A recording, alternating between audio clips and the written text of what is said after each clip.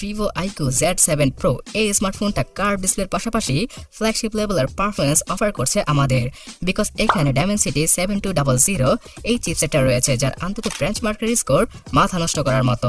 এবং এই ডিভাইসটা কিনলে অলমোস্ট গত বছরের ফ্ল্যাগশিপ ফোনগুলোর মতোই পারফরম্যান্স পেয়ে যাবেন আপনারা। তার সাথে এর কার্ভ ডিসপ্লে, যেটা কিনা দেখতে অনেক সুন্দর লাগে।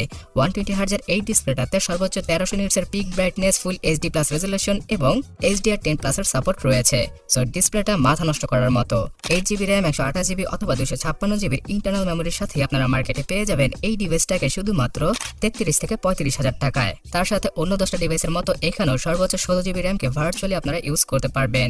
Android 13 এর সাথে আসা এই ডিভাইসটা আগামী 2 বছর OS আপডেট পেয়ে যাবে। তবে ক্যামেরা সেকশনে কিছুটা ঢিলা হয়ে গিয়েছে ফোনটি। 64 মেগাপিক্সেলের ডুয়াল ক্যামেরা সেটআপ রয়েছে এখানে, যেখানে কিনা OIS এর সাপোর্ট পাওয়া যাবে। তবে দ্বিতীয় ক্যামেরাটা একদম ফালতু, আর 16 মেগাপিক্সেলের সেলফি ক্যামেরাকে ইউজ করেছে ভিভো তাদের iQOO এই স্মার্টফোনটিতে। এই স্মার্টফোনটাতে 4600 mAh এর ব্যাটারি পাওয়া যায়, যেটা কিনা একদিনের মতো ব্যাটারি ব্যাকআপ টেনে টুনে দিতে পারবে। আর 66 ওয়াটের চার্জিং স্পিডের মাধ্যমে শুধুমাত্র 40 মিনিটে ফুললি চার্জ করা পসিবল হবে iQOO Z7 Pro স্মার্টফোনটাকে। Gyro sensor, under display fingerprint scanner, সব ধরনের প্রয়োজনীয় সেন্সরই থাকছে এই ডিভাইসটায়। কিন্তু ডুয়াল স্টোরেজ স্পিকারের সাপোর্টটা থাকলে আর হেডফোন জ্যাকের গর্ত থাকলে আরও কিছুটা বেটার হতে পারতো।